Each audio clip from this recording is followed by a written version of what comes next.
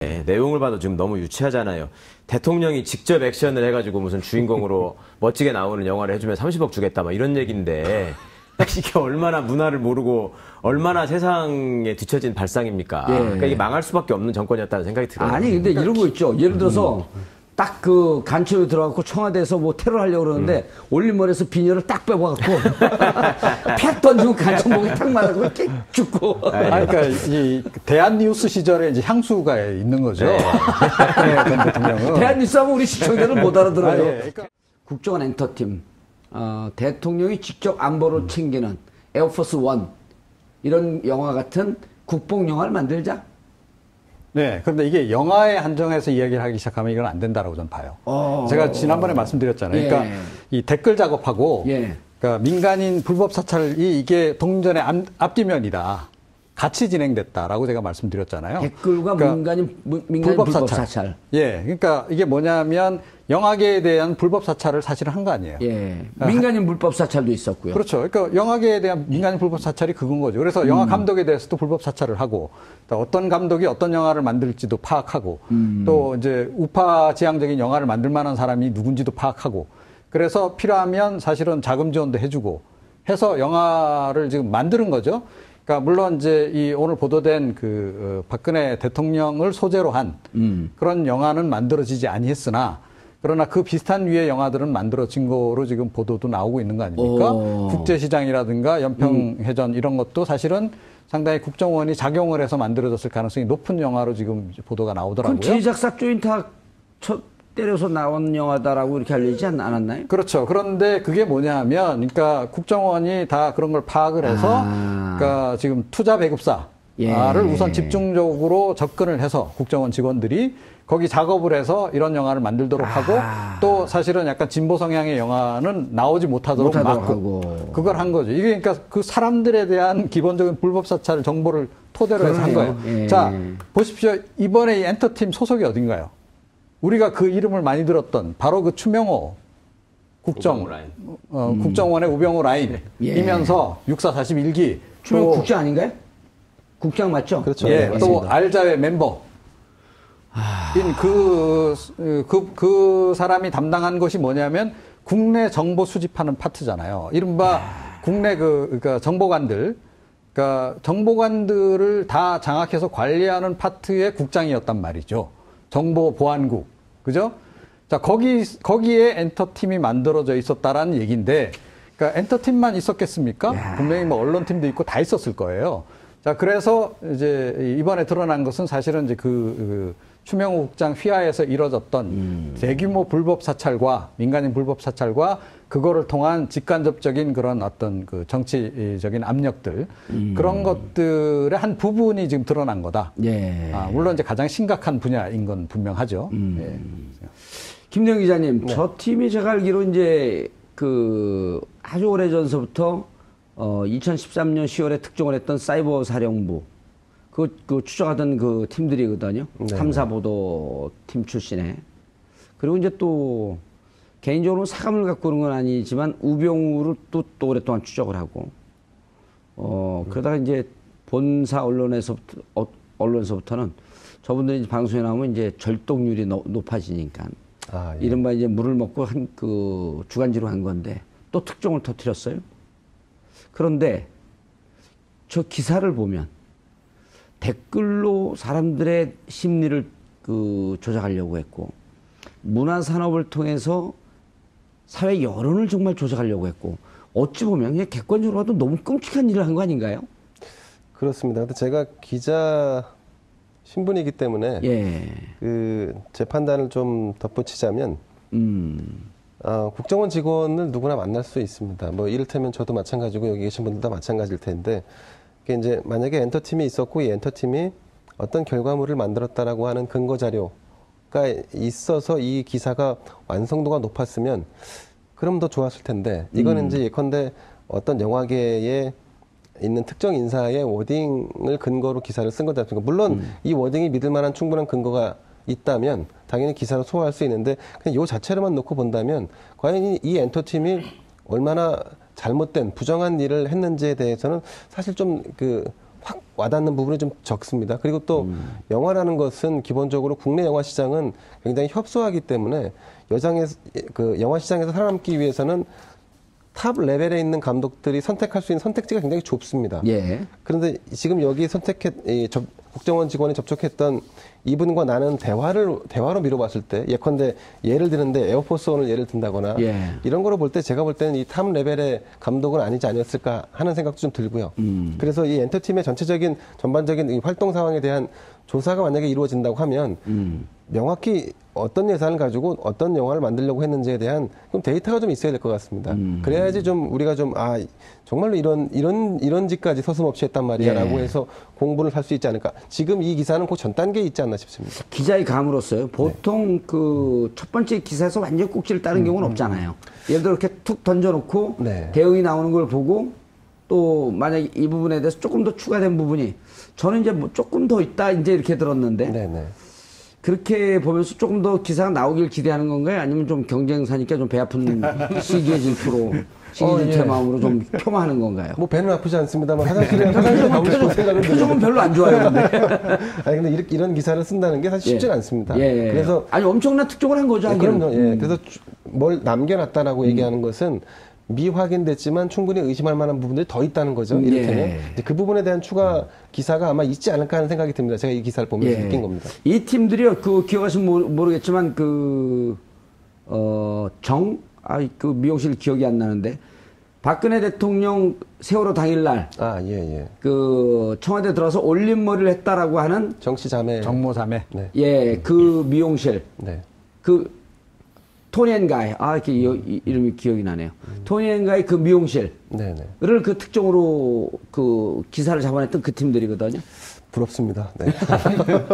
저는 독자 입장에서 좀 충격적으로 느꼈던 게 이게 그 뜬금없이 나온 얘기가 아니고 박근혜 씨가 대통령 시절에 이 영화계는 좌파가 너무 많은 거 아니냐 뭐 이런 취지의 그런 얘기를 기사가 했다는 거 나왔었죠. 아닙니까? 예. 그리고 변호인 나온 CJ 이미경 씨를 찍어내려서 미국으로 보냈다라고 하는 얘기까지 나왔었고. 그리고 이제 블랙리스트 만들어가지고 당연히 또 문학의 사찰을 이후에 또 그 결과물을 만들었고 그런 것들이 그 국정교과서까지 연결해서 생각을 해보자면 박근혜, 김기춘, 우병우, 최순실 이런 분들의 사고방식은 지금도 국민들한테 어떤 일정한 컨텐츠를 계속해서 주입을 하면 이게 세뇌가 돼가지고 우리 뜻대로 어떻게 세상이 말하자면 이끌어갈 수 있을 것이다라는 착각을 하고 있었던 것 같아요. 그러니까 그런 생각에 충실하게 추종하는 사람의 입장에서 자기 깐에는 충성한답시고 지금 영화계 분들을 만나가지고 이런 얘기들을 했을지 모르겠는데 내용을 봐도 지금 너무 유치하잖아요.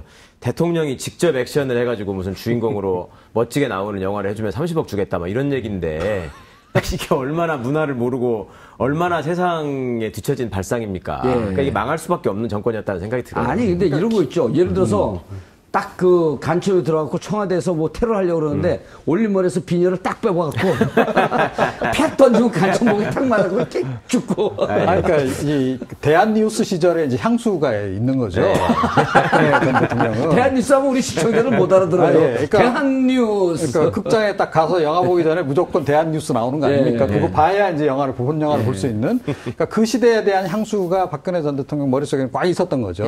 그때는 온 국민이 일치단결해서 산업 역군으로 활동을 했는데. 아니 이렇게 해죠. 이제는 뭐 그때 뉴스 기억나세요? 대한뉴스 박정희 대통령 각하께서는 100만 수출탑을 하사하시고 수출 100만 달러 수출을 했다고요. 잘 어울리시는데요. 의외로. 그러니까 이제 그 마인드를 가지고 접근을 이제 한 건데, 근데 문제는 뭐냐면 그때 이 30억 제안 받은 분은 거절을 하셨어요. 그 감독님은. 그런데 그거를 받아들인 감독들도 있다라고 하는 거죠. 이 기사에 나왔나 이번에? 그러니까 딱 누구도 아무개다라고 얘기는 안 하나. 기사 나오기 전에 미리 내용을 알았어요. 아니요, 투자배급사 쪽에 그걸 해서 하여튼 우파의 그런 그 애국심을 강조하는 영화가 나왔다. 예를 들면 뭐 국제시장과 하여튼 그 두 개의 영화를 연평해전 두 개를 지금 들어놨어요. 그 둘 다 CJ에서 제작한 거 아닌가요? 그러니까 어찌됐건 그게 지금 이제 이번 보도에는 포함이 돼 있거든요. 그러니까 그런 것이 어느 정도는 드려졌다라고 하는 부분도 우리가 함께 봐야 한다 이렇게 생각을 합니다. 정봉주의 품격 뉴스였습니다. 아니 제가 영화계에 큰 손 아니에요 사실은. 그러셨습니다. 잘 모르시잖아요. 전 영화계 양손인 줄 알았습니다. 제가 30년 동안 매주 한 번도 빼놓지 않고 영화를 계속 봤습니다. 그러니까 이분들은 체질적으로 보면은 뭔가 위에서 지시하고 위에서 지향하는 바를 사회건 국가건 여타의 어떤 집단이나 세력들이 그거를 추종해가지고 가는 것이 곧 애국이고 예. 네, 그렇게 해야지만 나라가 유지된다라는 생각을 갖고 있는 것 같아요. 근데 문학에 대해서 특별히 이렇게 좌파를 얘기하는 게 사실 저분들이 얘기하는 좌파가 제일 많은 데는 정치권이잖아요. 그렇지 않습니까? 그 정치 세력의 입장에서 볼 때 그렇죠. 자기들이 예. 근데 그 문화계를 가지고 굳이 이렇게 지배하게 계속 해왔던 걸 보면은 다른 데는 뭔가 이렇게 조직이 있고 돈으로 통솔할 수 있고 자리를 줘가지고 꽂을 수 있고 이런 게 있는데 영화는 영화계 사람들의 창의성이나 역량을 가지고 일종의 외국 영화 블록버스터도 제압하는 아주 좋은 영화들이 막 흥행에 성공을 하고 이렇게 하지 않습니까? 그렇죠. 굉장히 불안했었나 봐요. 그게 그런 게. 그러니까 특히 변호인이 1000만 넘어가면서 그거에 그럼요. 대해서 네. 그 무척 불안한 감을 그 노출을 시켰다라고 하는 그 흔적들이 있잖아요. 암살 같은 영화도 사실은 그 최동훈 감독이 무슨 정치성 있는 영화를 만드는 사람이 그러네요. 아닌데 거기서도 친일파들을 정말 정면으로 그렇죠. 질타하고 예. 그다음에 우리가 하여튼 끝까지 싸워서 살아있다는 걸 보여줘야 된다. 예. 이런 대사들이 회자되고 이런 것들이 자기들 입장에서는 이게 굉장히 비수로 와서 박혔던 거 아닌가 마지막에 싶어요. 전지현 씨가 암살하면서 임시정부 주석의 명을 받들었습니다. 뭐 이런 대사가 무척 감동적이거든요. 네네. 근데 사실 현실성이 입장에서 없는 볼 건데. 자, 김대영 기자님. 네. 그럼 이게 이제 국정원 사건을 수사하는데 뭔가 좀 새로운 증거가 되나요? 아직까지 새로운 증거로 이 지금 엔터팀의 활동을 검찰이 채택하기는 어려울 것 같습니다. 예. 우선은 아까 말씀드린 대로 어떤 특정인의 진술이라는 것은 반대 진술도 또 들어봐야 되는 그렇죠. 부분이고 그 반대 진술이라고 하는 부분에서 양자가 받아들이는 입장이 다를 겁니다. 네. 근데 예, 사실은요. 무언가 실마리는 될 것 같죠. 그렇죠. 그러니까 이 댓글 운영 부분도 그렇고, 그러니까 이명박 정부 시절에 하던 것을 박근혜 정부는 그대로 받았을 가능성이 굉장히 높거든요. 그러니까 국정원 운영 패턴도 똑같았을 것이다라고 저는 봅니다. 예. 자, 그렇다면 이명박 정부 시절에 이루어진 것 가운데 이제 댓글 활동 부분은 상당히 밝혀졌는데, 제가 지난번에 말씀드린 국정원의 이거와 사실 댓글 활동과 거의 동면의 양면이라고 할 수 있는 그 인간인 불법 사찰. 예. 국정원의 그 활동 부분은 안 드러났어요. 예. 저는 그것을 팔 수 있는 어떤 한 계기는 될 계기가 거다 이렇게 되겠다. 생각합니다. 알겠습니다. 특정 인사의 워딩을 근거로 기사를 쓴 거지 않습니까? 물론 이 워딩이 믿을 만한 충분한 근거가 있다면 당연히 기사로 소화할 수 있는데 그냥 요 자체로만 놓고 본다면 과연 이 엔터팀이 얼마나 잘못된 부정한 일을 했는지에 대해서는 사실 좀 확 와닿는 부분이 좀 적습니다. 그리고 또 영화라는 것은 기본적으로 국내 영화 시장은 굉장히 협소하기 때문에 영화 시장에서 살아남기 위해서는 탑 레벨에 있는 감독들이 선택할 수 있는 선택지가 굉장히 좁습니다. 예. 그런데 지금 여기 국정원 직원이 접촉했던 이분과 나는 대화로 미뤄봤을 때 예컨대 예를 드는데 에어포스원을 예를 든다거나 예. 이런 거로 볼 때 제가 볼 때는 이 탑 레벨의 감독은 아니지 않았을까 하는 생각도 좀 들고요. 그래서 이 엔터팀의 전반적인 이 활동 상황에 대한 조사가 만약에 이루어진다고 하면 명확히 어떤 예산을 가지고 어떤 영화를 만들려고 했는지에 대한 좀 데이터가 좀 있어야 될 것 같습니다. 그래야지 좀 우리가 정말로 이런 짓까지 서슴없이 했단 말이야라고 예. 해서 공부를 할 수 있지 않을까. 지금 이 기사는 그 전 단계에 있지 않나 싶습니다. 기자의 감으로서요. 보통 그 첫 번째 기사에서 완전 꼭지를 따른 경우는 없잖아요. 기사보도 팀 출신에. 그리고 이제 또 개인적으로 사감을 갖고 그런 건 아니지만 우병우를 또 오랫동안 추적을 하고 그러다가 이제 본사 언론서부터는 저분들이 이제 방송에 나오면 이제 절독률이 높아지니까 예. 이른바 이제 물을 먹고 주간지로 한 건데 또 특종을 터뜨렸어요. 그런데 저 기사를 보면 댓글로 사람들의 심리를 조작하려고 했고 문화산업을 통해서 사회 여론을 정말 조작하려고 했고 어찌 보면 그냥 객관적으로 봐도 너무 끔찍한 일을 한 거 아닌가요? 그렇습니다. 근데 제가 기자 신분이기 때문에 예. 제 판단을 좀 덧붙이자면 국정원 직원을 누구나 만날 수 있습니다. 뭐 이를테면 저도 마찬가지고 여기 계신 분들도 마찬가지일 텐데 이게 이제 만약에 엔터팀이 있었고 이 엔터팀이 어떤 결과물을 만들었다라고 하는 근거 자료가 있어서 이 기사가 완성도가 높았으면 그럼 더 좋았을 텐데 이거는 이제 예컨대 어떤 영화계에 있는 국정원의 우병우 라인이면서 육사 41기 주로 국장 아닌가요? 국장 맞죠? 그렇죠. 예, 네, 또 알자회 멤버. 그 사람이 담당한 것이 뭐냐면 국내 정보 수집하는 파트잖아요. 이른바 국내 그러니까 정보관들, 그러니까 정보관들을 다 장악해서 관리하는 파트의 국장이었단 말이죠. 정보보안국, 그죠? 자, 거기에 엔터팀이 만들어져 있었다라는 얘기인데, 그러니까 엔터팀만 있었겠습니까? 분명히 뭐 언론팀도 있고 다 있었을 거예요. 자, 그래서 이제 이번에 드러난 것은 사실은 이제 추명호 국장 휘하에서 이뤄졌던 대규모 불법 사찰과 민간인 불법 사찰과 그거를 통한 직간접적인 그런 어떤 그 정치적인 압력들 그런 것들의 한 부분이 지금 드러난 거다. 예. 물론 이제 가장 심각한 분야인 건 분명하죠. 예. 김대영 기자님, 저 팀이 제가 알기로 이제 아주 오래 전서부터 2013년 10월에 특종을 했던 사이버 사령부 그 추적하던 그 팀들이거든요. 네, 내용을 봐도 지금 너무 유치하잖아요. 대통령이 직접 액션을 해가지고 무슨 주인공으로 멋지게 나오는 영화를 해주면 30억 주겠다 막 이런 얘기인데 이게 얼마나 문화를 모르고 얼마나 세상에 뒤처진 발상입니까? 예. 그러니까 이게 망할 수밖에 없는 정권이었다는 생각이 들어요. 아니 근데 이런 거 있죠. 예를 들어서 딱 간첩에 들어가고 청와대에서 뭐 테러 하려고 그러는데 올림머리에서 비닐을 딱 빼고갖고 팍 던지고 간첩 목에 탁 맞고 이렇게 죽고. 그러니까 이 대한뉴스 시절에 이제 향수가 있는 거죠. 네. 전 대통령은. 대한뉴스 하면 우리 시청자들 못 알아들어요. 예. 그러니까 국정원 엔터팀, 대통령이 직접 안보를 챙기는 에어포스 원 이런 영화 같은 국뽕 영화를 만들자. 네, 그런데 이게 영화에 한정해서 이야기를 하기 시작하면 이건 안 된다라고 저는 봐요.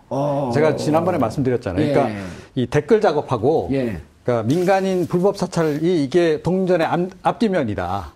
같이 진행됐다라고 제가 말씀드렸잖아요. 댓글과 그러니까 민간인 불법 사찰. 예, 그러니까 이게 뭐냐면 영화계에 대한 불법 사찰을 사실은 한 거 아니에요. 예. 민간인 불법 사찰도 있었고요. 그렇죠. 그러니까 영화계에 대한 민간인 불법 사찰이 그건 거죠. 그래서 영화 감독에 대해서도 불법 사찰을 하고, 또 어떤 감독이 어떤 영화를 만들지도 파악하고, 또 이제 우파 지향적인 영화를 만들 만한 사람이 누군지도 파악하고, 그래서 필요하면 사실은 자금 지원도 해주고 해서 영화를 지금 만드는 거죠.